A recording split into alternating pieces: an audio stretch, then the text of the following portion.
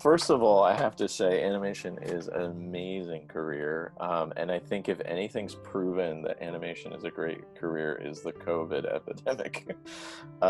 Because all the people I know in animation have been able to continue to work because we can work from home, especially with today's technologies and stuff.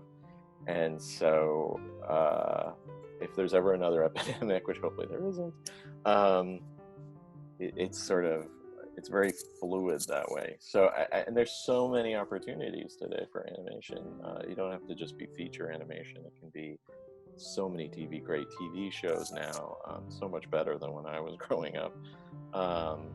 And it's just exploded, and there's games, and there's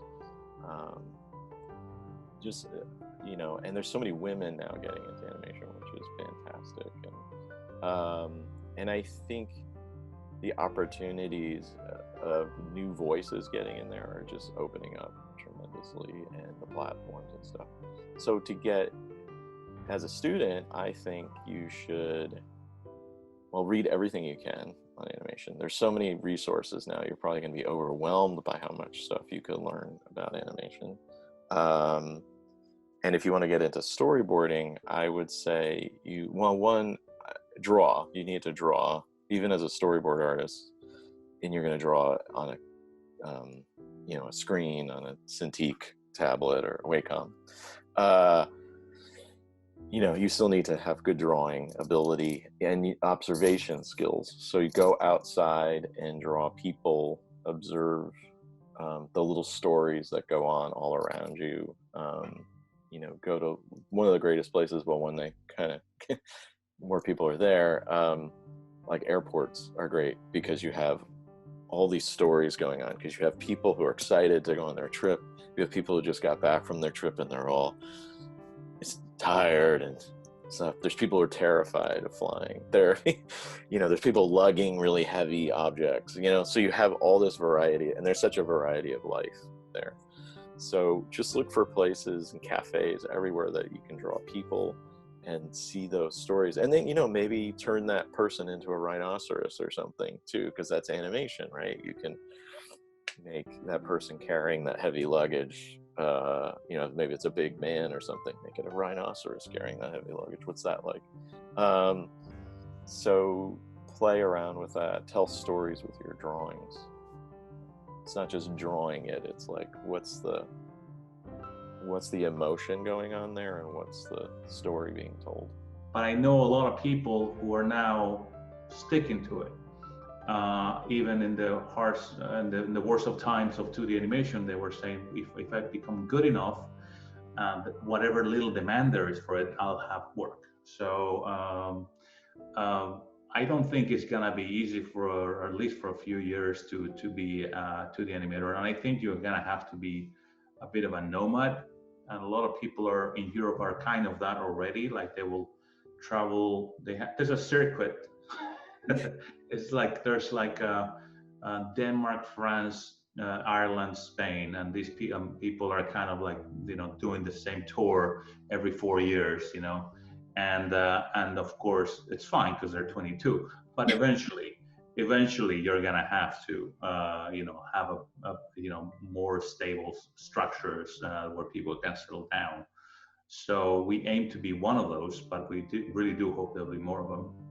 When we were looking for talent in any department, I mean, I talk about animation because that's sexy, as people say, but I mean, every department, finding top talent, people who are valuable. We didn't care where it came from. I mean, like we had our human resources people going, you want this kid from Cambodia? I'm like, yep, he's great. I was like, how hard it's gonna be to get a work visa for this kid? I was like, yeah, but I mean, he's exceptional, and his work is going to be great. And it was a pain in the ass, but once that person was there and contributing to the film, it was like, okay, I know why we went through this. So no matter where you are from, how your situation, your circumstances, if you show us something that blows us away in terms of talent, we'll do whatever it takes to get you over here. And I'm sure we're not the only ones who are willing to do that. I think that like there's always going to be a combination of technical skills. I do think it's really important to learn a solid foundation of drawing and painting if art, being in the art department is something that you are interested in. But I also think that, more and more with the amount of information that's out there, having something to say is really important. So reading books, looking at things, having an opinion about what's going on in the world and about what you really want to say as a storyteller. Because I think what I love about a place like Pixar is no matter if you are in the highest ranks of the company in terms of creative, or if you're in a place that you're just starting out, I think very thoroughly everyone there is a filmmaker. And it's the combined sort of effort and will of a lot of amazing, smart, capable people who all have differing opinions and differing points of view that find sort of common ground through making film. And I think that, a lot of students that I see might have great technical skills, but what I felt like when we were looking for artists at Pixar and when we were looking at artists at Tonko House, we're always looking for a voice that is going to push not just our company, but the industry into new realms of storytelling and possibilities for what animation can really yield as a story and as a visual medium. So, I think it's developing both those things, sort of a point of view and also constantly working on your technical skills. Yeah. And I always, I say to people who are interested in joining visual effects, we still have a long ways to go for sure, but I'm seeing more and more women working in this industry, which makes me so happy. And, I think it's only a matter of time before people are also noticing in the credits as well, right? Not only who is starring in the film, but everyone in the end credits and all the members who contribute to the crew of the film. And hopefully, we're asking and, possibly demanding as well for there to be, as close we can get to 50-50 if possible, but it's really more about seeing a bit of yourself in the work that you do, but also the industry that make up, the type of work. When I was growing up and I was going to the library to look up green screen and how do you film, models and miniatures and all that, with all this, with all the resources that I came across, I didn't see any women. So one of my questions was really, are we allowed to work in this industry? And I think it would be so disappointing for other generations to keep having this question. And this is something that I want to kind of just dispel the myth and also encourage, other people in the gatekeeping position to really think about every head of crew, when you're hiring, whether that be visual effects, editing, sound, anything behind the camera as well as in front of the camera as well, to see if there is an equal representation of the crew that makes up this particular film versus what our world looks like, outside of our work. How to listen better. That I feel like maybe on my first film, I was driven just to do exactly what was in my head. And I listened to a couple of people, but I wasn't always good at listening to what folks were trying to say to me. So over the years, I think it's something I've worked on, and it's something that I think I've gotten a lot better at. Can you think of something that?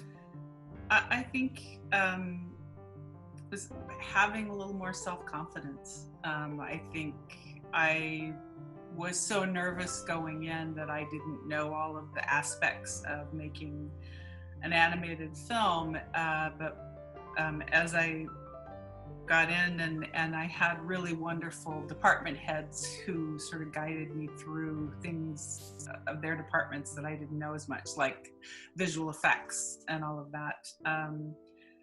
And by the end of it, I realized, you know what, I did know, I just needed to be guided. And I did understand my job as a director is to not know every tiny little aspect detail. I'm there to guide the people who do know those little tiny aspect details and guide them in a direction. So I think I was so nervous going into it that I wish that I had just had a little more self-confidence. Talent is always first and foremost in this business, but there's buddy system, you know what I'm saying?